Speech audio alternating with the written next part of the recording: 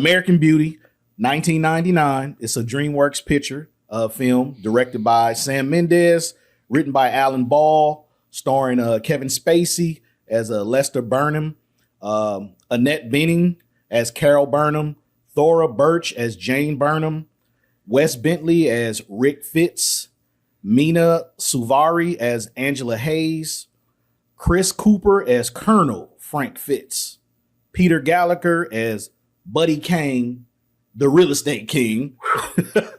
And this is the thing that people really need to understand. This was a $15 million budget on this film, and it made $356 million. It's a Hollywood elite film. I mean, Jesus. Well done. Well done. Well done. 356? Yeah, yeah. That kind of explains why Kevin Spacey went shot to the moon after this. A 356 in 1999, you're making a slice of life movie about just regular people in the context of like Fight Club, you know? And you're still raking in dough. Yes. Yes. I don't know of many movies other than like Terminator movies and stuff like that back in the 90s that made this much money. You know, it's like a anomaly, like a movie that just super low, not, you know, in Hollywood terms, that is a low budget. 15 minutes is low budget in Hollywood terms. Yeah. So it's almost a micro budget. But to make 356 and to get the accolades that it got over the years and still be a movie that's kind of relevant to what's going on today with marriages and relationships and teenage kids being assholes. 25 years later, we're reviewing the film in the context of now. Yes. And it's mind-blowing. It's mind-blowing. Mind-blowing. Yeah. So let's get into it. The opening scene, Jane and her boyfriend Rick is talking about killing the dad. Yeah, you know, they're just joking around and stuff.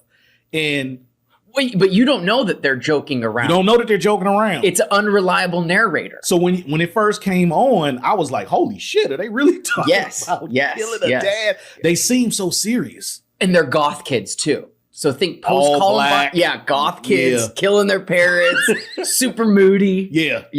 This had the Columbine Exactly. Ricky Fitz. Oh, Fitz. So we get into Lester Burnham. Lester's a 42-year-old man who pretty much jerks off in the morning in the shower. He's so lonely. He's lonely. He's in a relationship, but he's alone. You couldn't feel more alone surrounded by the people who are supposed to love you. Correct. Yeah. Correct. Yeah. And that's me being married now but divorced. I know that feeling of being in a relationship, but you don't feel like you're in a relationship because you feel like the other person kind of doesn't respect you and they kind of checked out. Because in this relationship, Lester and Carol are checked out with each other. Like they've kind of, the cliche, they've grown apart. Yeah. Low key, and this happens in a lot of relationships over time, when one person has a certain level of success and the other person is stagnant, they lose a little bit of respect for that other person for not moving with them. Grow together. You have to grow together. Grow together. Big thing in marriages and relationships. Make sure you grow together.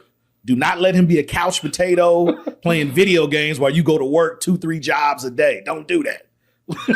But that's the reality, though. Like you have to grow together because you will grow apart. Evolve and change. Yeah. Evolve and change. And they've obviously been together so long. They're 42, but they have a 16-year-old. You know, like they've done family. Yeah. They've done family. They've done family big time.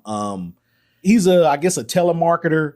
And he hates his job because it's boring. I mean, think about it. You're on the phone all day. You're getting hung up on by clients and people. And it's like, he's kind of just in this mundane, lazy, unexciting life in general. Like his whole life is nothing exciting about his life. Even his house to the white picket fence and the roses along the fence. you see him doing the smile with just his mouth at his desk while talking on the phone. Yeah. But he works for a magazine and he's actually trying to wrangle people who are buying advertisements in the magazine, but he can't make connection with them. He can't make And he even says, you know, like, does this person really exist? And I think he's asking, like, who am I talking to? I'm talking to no one at all. to no one to at no all. one at all. Yeah. Out into the void. Do you know of people who live in this existence like right now today where they have expressed to you like their life isn't shit? More people live Lester Burnham's life than live the life of looking for beauty in the mundane. Yeah. I mean, this is a critique on suburbia. So people who live in suburbia are conforming. They go to the 9 to 5. They give their life to this. They're told like, you show up at 9, you get out at 5. And in that structure, that's your life. Yeah. You don't see outside that wall. Yeah. I mean, the opening scene after that where Lester's saying like, I'm 42 and I'm alone. This is the highlight of my day in the shower. Yeah. You know, jerking off in the shower. This is a highlight of my day. That was sad. That music cuts in and you could be listening to, you know, an English documentary on wildlife. And because you're looking at someone who's just living this mundane routine and has been for 15 years. Yeah. I think more people are living that than are living a life of art and expression. I agree. I've talked to more people. I know more people in my life, friends and family, that are bored with their lives than lead exciting lives. And not really exciting, but just something that's meaningful to them. Like everybody's doing shit that's just not meaningful. Yes. They're just going through the motions. Yeah. And you know, one thing my mother always told me was like, don't do that. Don't just go through the motions of life. Live life how you want to live it. Yeah. The way you want it. And if you got to crash out and burn, you did it your way. Yep. At the end of your life, you just don't want to be full with regrets. I wish I would have done this. I wish I would have done that, you know. And even at the age I am, I have a few regrets, but not many because I've been able to live the life I've wanted to live for the most part. You're going to have regrets, but the scariest thing is that you wake up at 42, you know, knowing that you've wasted 15 years of your life. Yeah. And he breaks bad because at the job that has promised him his life, they say, we're going to let you go. But he knows the dirt on the company. Yeah. And he's like, all the dirt. Oh my God, you're going to fire me after giving 15 years of my life to this business. Yeah. He has all the dirt. He knows where the bones are buried and everything. And he let it be known. Yeah. I know the boss spends money on strippers or whatever stuff. The hookers. And like $50,000, $60,000 of people's salary on hookers and stuff. So I'll tell it all. Yeah. He's finally like, feels like he's having this, I'm a fight back moment. I'm not going to get pushed over anymore. That's where he breaks bad. Right there in the office. But we get to the scene where they're having dinner at night, the first dinner scene. Yeah. And you can tell who rules that house. They're listening to fucking Lawrence Welk music, having a traditional 3-person dinner under candlelight. This is all Carolyn Burnham's idea of what dinner time should be for a family.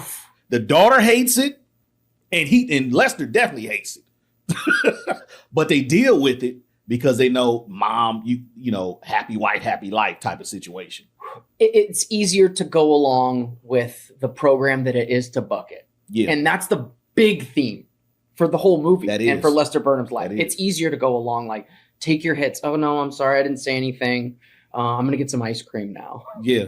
It's so sad. It's so pathetic. I felt sad for him watching the movie. He's a loser. I'm like, this man could have been one of those guys who could have had a great life had he just fought for his independence and like, I'm a man. I'm going to be a man. Yeah. He kind of just, as they say, simped out and said, I'm just going to, whatever life gives me, I'm just going to take it. I'm not going to buck the system like you said. I'm not going to say nothing back. I mean, you can't go through life like that, man. He's checked out completely. He's completely That is someone checked completely out. checked out.